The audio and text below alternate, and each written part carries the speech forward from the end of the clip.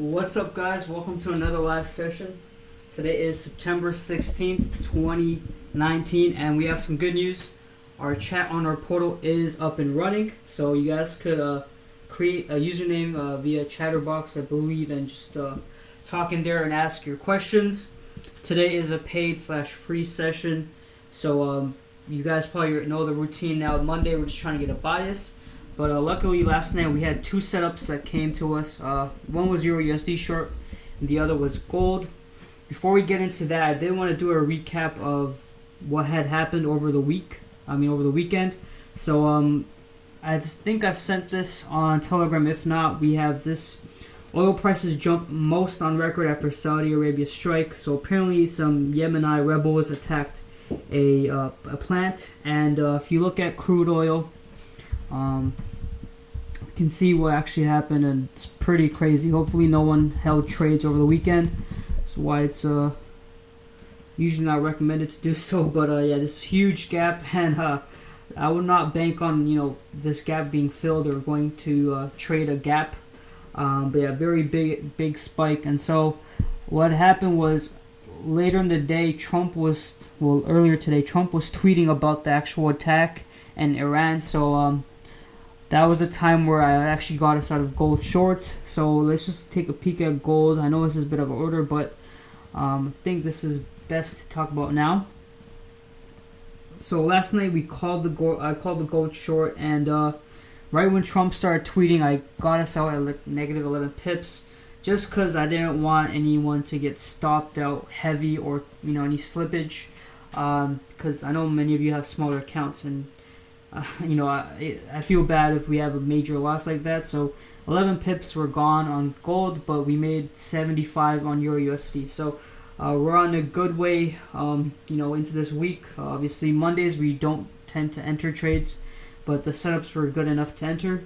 But on the contrary, gold did drop around 70 pips. The analysis was playing out, but you can see we have a reaction right now, and I'm pretty sure Trump is tweeting as we do this live. So let's get back on schedule. Let's look at Euro. This was a setup I talked about on Friday.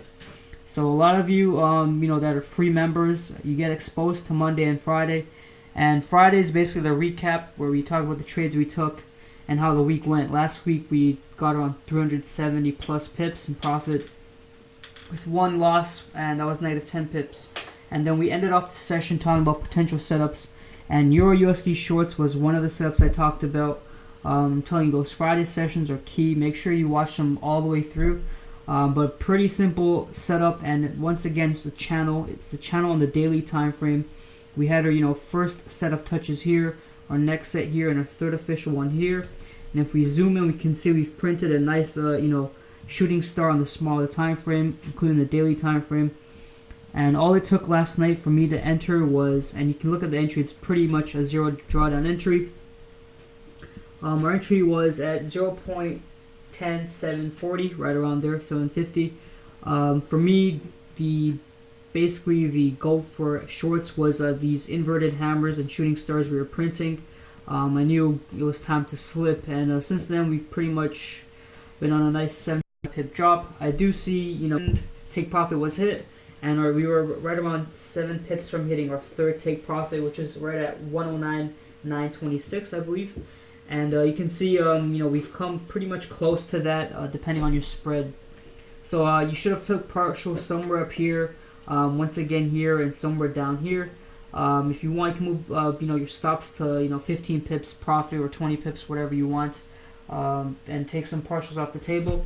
This should be a risk-free trade for the rest of the week. So.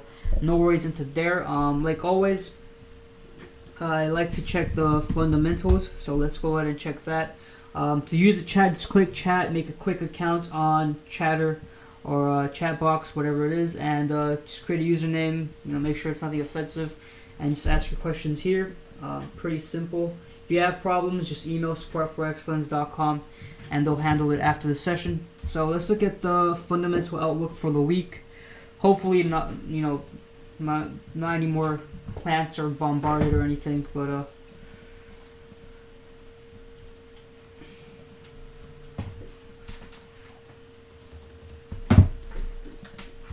Okay. My computer is freezing.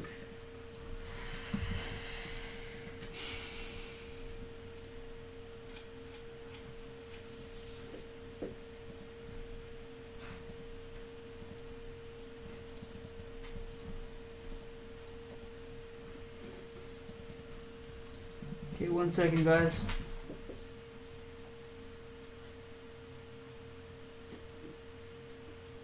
I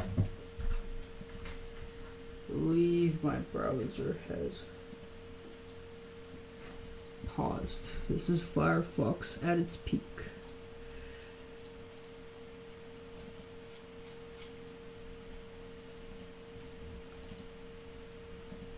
Okay, we're good. Alright, that was weird. Anyways, I think the portal is just resetting. But yeah, make sure you guys are on the chat if you have questions.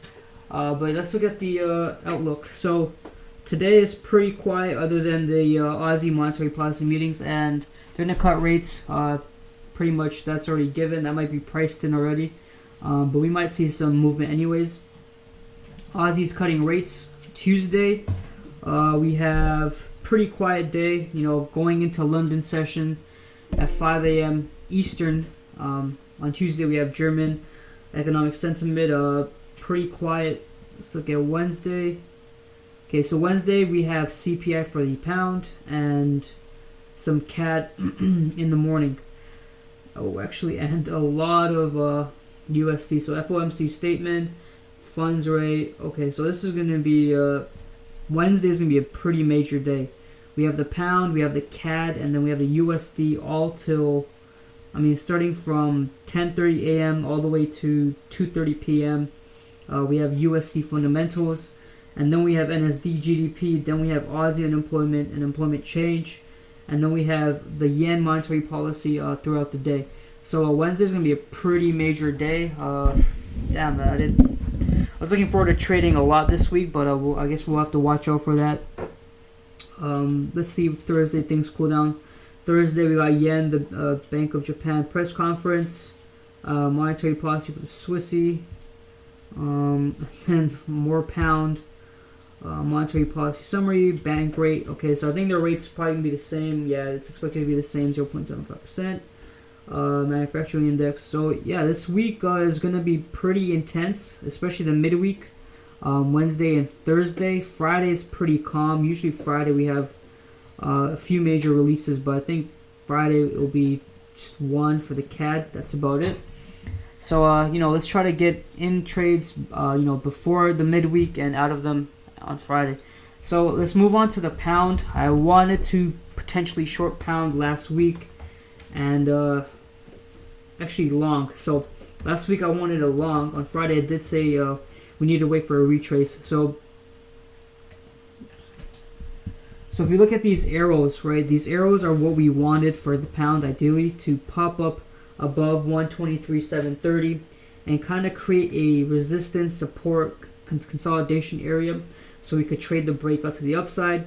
But what happened was pound, after a few failed attempts, just rebounded up above with, no regard for life, and it came back down to 124.200. So this is a pretty nice place to buy. All we're looking for is maybe some sort of clearance of these highs right here on the small time frame. So on the hourly, to go long again, since right now the dollar is showing some strength, to go long again, I would want a break of these highs right here at 124.600. Because we could very well close below 123.730. 124.200 right here where my cursor is. We can very well close below and then go short to either 123.730 or even to the bottom of this range, 123.200. So if you look to the left, we can see the possibility of that happening. Definitely, if it comes down here, we'll look for that scenario of the arrows playing out, and we can trade the breakout. So the dollar is showing some strength right now. So pretty sure USD yen is long. So we did short. We longed USD yen, I think last week or the week before. Played out perfectly, and obviously because of the tanker attack, we had this major gap play out. I don't really like trading when price action is this messy, especially with the big gap. But the safe haven's probably gonna take a breather while the dollar dominates. So you might see a push up to these highs right here. Alternatively, we could have a intraday short off 108.141 will be a nice place to short because we have created this training range. So from between 108.140 to right around 107.653, you can see we have a pretty decent trading range. And that's one of the principles that we trade by. So at this area, we'll look for signs of rejection. So for example, shooting stars, or dark cloud covers, and we can go short. Our stops will be very tight for this setup. But here we go. So I will be looking out for something like this. This is a beautiful risk reward, 4.39, and hopefully we can even bag half the move and get out before Wednesday and Thursday when the Bank of Japan does their stuff. So potential setup on USD yen. It's on the hourly time frame. So if USD strength continues to play out, we could have the setup by the end of the day or by the end of the New York session. So let's look at. We looked at euro, pound, gold, USD yen.